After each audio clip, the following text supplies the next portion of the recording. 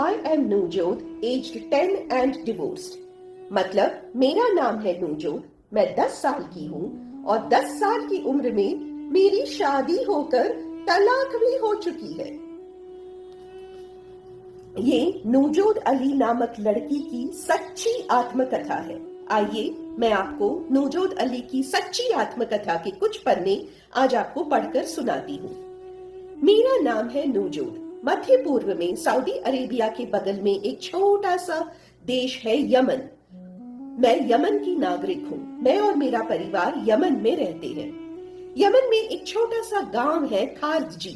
मूलतः मैं और मेरे परिवार खारजी के रहने वाले हैं, परंतु गांव में कुछ खास था नहीं और बहुत सारे और अन्य कारण भी थे। इसीलिए हम सब खारजी छोड़कर यमन के बड़े नगर की तरफ चले आए। यमन के बड़े शहरों में हम बसते हैं। मेरे पिता एक दिहाड़ी मजदूर है, मतलब हर दिन एक वहां पे जगह है, वहां पे जाते हैं और यूं बैठे रहते हैं। अगर उस दिन कोई काम हुआ तो वो बोलते हैं कि हाँ हाँ आज काम है, चलो चलो सब चलो, वहां पे एक जगह पे काम है करके। और अगर कुछ काम नहीं है तो बोलते हैं आज कोई काम नहीं है, आज किसी को कुछ काम नहीं मिलेगा, सब घर जाओ, और सारे मजदूर घर चले आते हैं। इस तरह मेरे पिता भी एक दैनिक दिहाड़ी मजदूर है। उस दिन का कमाते हैं और उस दिन का खाते हैं। सुबह 9 साढ़े 9 बजे तक अगर मेरे पापा वापस घर आ गए तो माँ को पता चल जाता है कि कुछ मजदूरी नहीं मिलने वाली आज, तो वो फौरन मेरे दोनों भाइयों को और कभी कभी मुझे भी भीख मांगने के लिए चौराहे पे भेज देती थी। तो बस इतना ही था हमारा जीवन। पापा को मजदूरी मिले तो हम सब स्कूल जाते थे, पापा को मजदूरी ना मिले तो हम चौराहे पर भीख मांगने जाते थे। तो ऐसे ही गुजर रहा था। मेरे अब्बू जो कि एक दैनिक दिहाड़ी मजदूर है, मेरे पिताजी की 2 बीवियां और दोनों बीवियों से मिलाकर 21 बच्चे हैं। 2 wives and 21 children। उन 21 बच्चों में से मैं भी एक हूं। एक दिन पिताजी घर आए और पिताजी ने घर आकर कहा, नवजोत के लिए एक रिश्ता आया है, लड़का अपने ही गांव का है, खारजी का। मैंने बात पक्की कर ली है, 1.5-2 महीने में नवजोत की शादी करवा के भेज देंगे। रिश्ता वो तय करके आए थे। वो कोई मेरी माँ से उनकी राय नहीं मांग रहे थे, वो बस माँ को बता रहे थे कि रिश्ता पक्का करके आए हैं। सोच सोच के डर के मारे बहुत घबराई हुई धीमी स्वर ने मेरी माँ ने फिर भी मेरे पापा से पूछा, जी सुनिए, छोटी नहीं है अभी भी अपनी नूजोद? क्या छोटी है, 8-9 साल की तो हो गई है, और कितना बड़ा होना है? 8-9 साल की हो गई है, शादी करवा के भेज देते हैं। शादी करके जाएगी तो खाना खिलाने के लिए इस घर में एक आदमी कम हो जाएगा। 1 less mouth to feed, वही लिखती है, 1 less mouth to feed, खिलाने के लिए एक मुंह कम हो जाएगा। ये कहकर मेरे पिता ने मेरी शादी तय कर दी। मेरी शादी तय हुई थी खारजी में रहने वाले 30 साल के एक आदमी से। जैसे ही मेरी शादी तय हुई, मुझे स्कूल से छुड़वा दिया गया और स्कूल मेरा छूट गया। मेरे सारे क्लासमेट्स, दोस्त, टीचर, सबका संपर्क वहीं का वहीं टूट गया। मेरी शादी भी हो गई और शादी के बाद मुझे अपने पति के साथ अपना ससुराल यानी कि छोटा सा गांव खारजी वापस जाना पड़ा। रात भर के सफर के बाद हम खारजी पहुंचे। खारजी पहुंचते ही मेरी सास और मेरी जेठानी ने एक कमरा दिखाया और बोले, वो तुम लोगों का कमरा है। तो मैं कमरे के अंदर गई और मेरे पीछे पीछे मेरे 30 साल का पति भी मेरे कमरे में आया। उसने चाल दे दिए। दोस्तों यहाँ पर 14 रुपए की टेबल हो गई है, अभी 16 रुपए की हो गई है। दोस्तों सब बंदे चाल दे रहे हैं। अब दोस्तों आगे की मैं पढ़ना नहीं चाहती। मेरी विनती है कि ये पुस्तक लेकर 30 साल के पति और 9 साल के नूजोत के बीच क्या हुआ ये आप ही पढ़ ले, मैं जोर से तो नहीं पढ़ सकती। अगले दिन सुबह मैं उठी, पूरे बदन दर्द कर रहा था, पेट में बहुत जोरों की दर्द हो गई थी। रात मैंने अपनी सास और अपनी जेठानी के लिए बहुत चिल्लाया था, लेकिन मुझे बचाने कोई नहीं आया। अगले दिन सुबह दरवाजा खोलकर मेरी सास और मेरे जेठानी अंदर आए। उठो करके मुझे उठाया और ले गए। और ये हो गई मेरी रोज का जीवन। हर रात को मेरा पति आता था और मुझे बहुत दर्द सहन करना पड़ता था, और जितनी भी दर्द में मैं रहूं, अगले दिन सुबह उठकर मुझे झाड़ू करना पड़ता था, बर्तन मांजना पड़ता था और स्टोव साफ करना पड़ता था। हर रात को मैं रोती थी। मेरी हालत ऐसे हो गई थी कि सूरज अस्तम होते ही मेरे हाथ पैर कांपने लगते थे। डूबता हुआ सूरज देखकर मेरे हाथ पैर कांपते और मैं अल्लाह से प्रार्थना करती कि रात न हो, मेरे पति घर न लौटे, रात न हो। हर रात को मैं जोर से रोती थी कि ये एक रात मुझे छोड़ दो, मुझसे सहन नहीं हो रही, मुझसे दर्द सहन नहीं होती, मुझे सोने दो, मुझे अलग कर दो, मुझे जाने दो करके रोज रात को मैं रोती थी। मेरे पति को ये रोना धोना बिल्कुल पसंद नहीं आया। क्या रोती रहती है बे? क्यों चिल्ला के रोती रहती है? शादी करके आया हूं तुझसे, निकाह करके लाया हूं ना, ये रोना धोना बंद कर, कह के मुझे पीटने लगा। दरवाजे के बाहर खड़ी मेरी सास दरवाजे के बाहर से मेरे पति को कहती, ठीक से पीटो, शायद सिर्फ हाथ से मार रहे हो इसीलिए उसको अक्ल नहीं आ रहा है।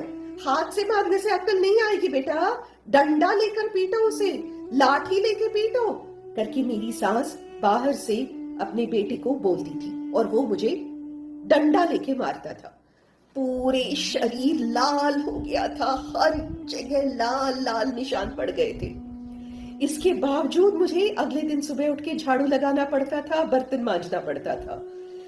मम्मा के घर भेज दो, मुझे 4 दिन के लिए मायका भेजो, मुझे 4 दिन के लिए मायका भेजो, बस 4 दिन मुझे माँ के पास जाने दो करके मैं सुबह शाम दिन रात जोर जोर से रोने लगी। एक दिन आखिरकार मेरे पति ने कहा, ठीक है, सहन नहीं हो रही है तू, कहां से शादी करके आ गया, मैं सहन नहीं कर सकता मैं अभी ये रोना धोना, ठीक है 4 दिन के लिए माँ के घर लेके जाता हूँ, 4 दिन वहां पे रह और 5वें दिन वो वापस आओगी ना, 5वें दिन से जब वापस आओगी ढंग की बीवी बन के रह, समझ गई?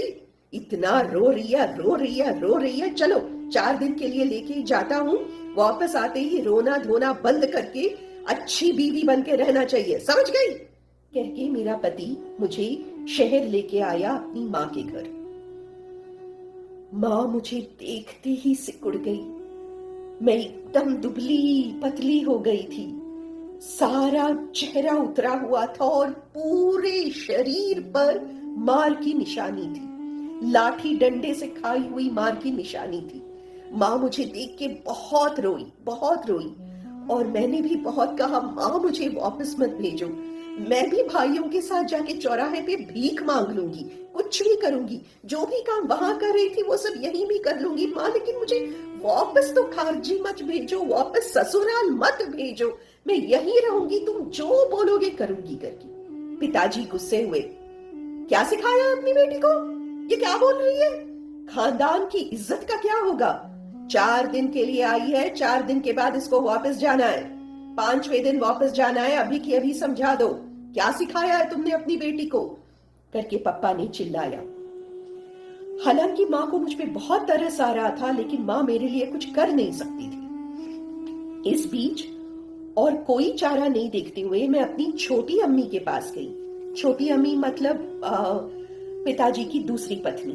मैं छोटी अम्मी के पास गई, उसका भी वही जीवन था, बच्चों को लेके चौराहे पे भीख मांगना, उस दिन का भीख मांगना, उस दिन थोड़ा बहुत खाना, उसका भी वही जीवन था। तो मैं छोटी अम्मी की झोपड़पट्टी में गई और मैंने कहा, छोटी अम्मी कम से कम आप तो मुझे अपने साथ रख लो, मैं ससुराल वापस नहीं जाना चाहती, प्लीज मुझे ससुराल वापस मत भेजो, मैं आपके यहाँ रह लूंगी, नौकरानी बन के रह लूंगी, मुझे ससुराल वापस मत भेजो। छोटी अम्मी ने मेरी तरफ देखा, उन्हें भी मुझ पे बहुत तरस आ गया था। छोटी अम्मी ने मेरी पूरी कहानी सुनी और फिर छोटी अम्मी ने अचानक कहा, नवजोत बेटा, तुम्हारी इस समस्या का एक ही समाधान है, ऐसा करो शहर के बीचों बीच न्यायालय है, कोर्ट है। तुम कैसे तो भी करके कोर्ट पहुंचो। वहां जो भी जज मिले उस जज के पैर पकड़ लेना और जज के पैर पकड़ कर कहना, जज साहब मुझे तलाक चाहिए, जज साहब मुझे तलाक चाहिए करके जज के पैरों पे गिर के तुम रोना। इसके अलावा मैं तुम्हें और कोई सजेशन नहीं दे सकती नवजोत। तुम्हारी समस्या का बस यही एक हल है। ये सुन के मैं एकदम आश्चर्य में आ गई। न्यायालय? मुझे तो मालूम ही नहीं था कि वो है कहाँ। मैंने कहा, ठीक है छोटी अम्मी, मैं निकलती हूँ। छोटी अम्मी ने कहा, नवजोत 1 मिनट बेटा। और उस दिन का उनका सारा भीख का पैसा, उनकी पूरी आमदनी उन्होंने मेरे हाथ में रखा। बोली, तुम भी बेटी हो नवजोत, लेकिन छोटी अम्मी होने के नाते इससे अधिक मैं तुम्हारी और कोई सहायता नहीं कर सकती। ये आज का पूरा भीख का पैसा है, तुम रख लो। मैं जानती थी कि सब कुछ मुझे देने के बाद छोटी अम्मी और उसके सारे बच्चे भूखे मरने वाले हैं, लेकिन फिर भी मैंने ले लिया। मैं घर आई, रात भर सोचती रही कि न्यायालय होता क्या है, जज होते कौन है। अगले दिन सुबह मेरे 2 भाई भीख मांगने गए। इस बीच मेरा एक और भाई घर छोड़ के भाग गया था और एक बहन जेल में चली गई थी। माँ ने मुझे ही बुलाया और बोला, घर में और कोई नहीं है, ये लो पैसा, बाजार से आटा लेकर आओ। माँ ने जब आटा लाने के लिए पैसे दिए तो मुझे लगा, हाँ ये अच्छा ही हुआ। ये एक तरह से मुझे लगता है भाग जाने के लिए ही मुझे ये पैसे मिले हैं। मैंने छोटी अम्मी के दिए हुए पैसे और माँ ने जो आटा लाने के लिए दिया था वो पैसे, मैंने सारा पैसा बटोरा, चादर लगा के घर से निकली और चौराहे पे आई। एक खाली टैक्सी जा रही थी। मैंने टैक्सी को रोका और टैक्सी वाले को बोला, कोर्ट। कोर्ट, न्यायालय, कोर्ट। टैक्सी वाला मुझे कोर्ट तक लेके आया। उसने मुझे कोर्ट के दरवाजे पे छोड़ दिया। अब कोर्ट की सीढ़ियां चढ़नी थी। यहां तक तो आ ही गई हूं। दुनिया भर का धैर्य बटोर कर मैं कोर्ट की सीढ़ियां चढ़ी। सब लोग लाइन में बैठे थे, मैं भी उनके साथ लाइन में बैठ गई। एक आदमी एक पुस्तक और एक पेंसिल लेकर आया। वो सबसे पूछ रहा था, आपकी क्या शिकायत है? आपकी क्या शिकायत है? आपकी क्या शिकायत है? मेरे पास भी आया। उसने पूछा, तुम्हारी क्या शिकायत है? मैंने कहा, मुझे तलाक चाहिए। तलाक, तलाक, मुझे तलाक चाहिए। उसने यूं मुझे देखा और बोला, बेटी यही बैठी रहना, हाँ कहीं जाना मत, मैं वापस आ रहा हूं, यही बैठी रहना। कह के वो चला गया और थोड़ी देर बाद वापस आया। शादा नाम के एक लॉयर को अपने साथ लेकर वापस आया। मैडम शादा यमन की प्रसिद्ध वकील थी। उन्होंने मुझे देखा, गले लगाया, मेरी सारी कहानी सुनी और फिर मैडम शादा ने पूछा, नवजोत बिस्तर पे लेके गया तुम्हें? संभोग हुआ? मैंने कहा, हाँ संभोग हुआ। संभोग लगातार होता रहा, महीनों महीनों हर रात संभोग होता रहा। अब आगे का आप ही पढ़ लीजिए। उसके बाद शादा ने मेरी तलाक के लिए कोर्ट से अर्जी दी।